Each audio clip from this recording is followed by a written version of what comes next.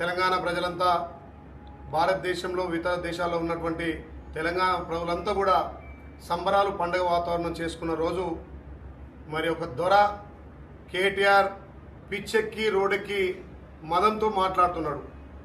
మరి ఈరోజు తెలంగాణ ఆవిర్భావం దిన రోజునైనా ప్రతిపక్ష నాయకుడు ఫామ్ హౌస్కే పరిమితమైండు.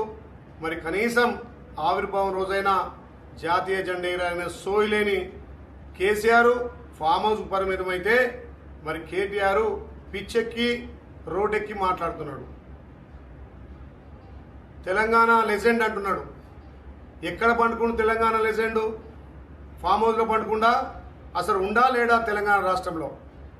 మరి కేసీఆర్ ఫామ్ హౌస్కు పరిమితమై ప్రజలకు దొరకకుండా, ప్రజల కష్ట సుఖాలు చూడకుండా తెలంగాణలో ప్రజాపాలన ఈ పిల్ల జమీందారు కేటీఆర్కు పిచ్చెక్కి రోడ్డెక్కి మాట్లాడుతున్నాడు. తెలంగాణ సింహాలు కావాలంటున్నాడు. దేనికి సింహాలు కావాలి? లాండ్ ఆర్డర్ను బదనాం చేసి శాంతి భద్రత లేకుండా నీ ఎమ్మెల్యేలతోటి, నీ మాజీ ఎమ్మెల్యేలతోటి దేశ ద్రోహులుగా, రాష్ట్ర ద్రోహులుగా ఇలా ప్రకటన చేసి తెలంగాణ ప్రజలు మళ్ళొక్కసారి రెచ్చగొడుతున్నారు. ఆ రోజు ఉద్యమ కాలంలో నిరుద్యోగులను ఉద్యమకారులు రెచ్చగొట్టి ఎంతో మంది బలిదానానికి కారణమైన నీ కుటుంబం మరి ఏ రోజైనా ఉద్యమం చేసిందా? ఉద్యమ సమయంలో ఎక్కడో అమెరికా ఉండి తండ్రి చాటును వచ్చి ఎమ్మెల్యేగా, మంత్రిగా అధికారం చెలాయించిన నువ్వు ఆ రోజు నీ బావకు పెట్రోల్ దొరికింది కానీ అగ్గిపెట్ట దొరకలే.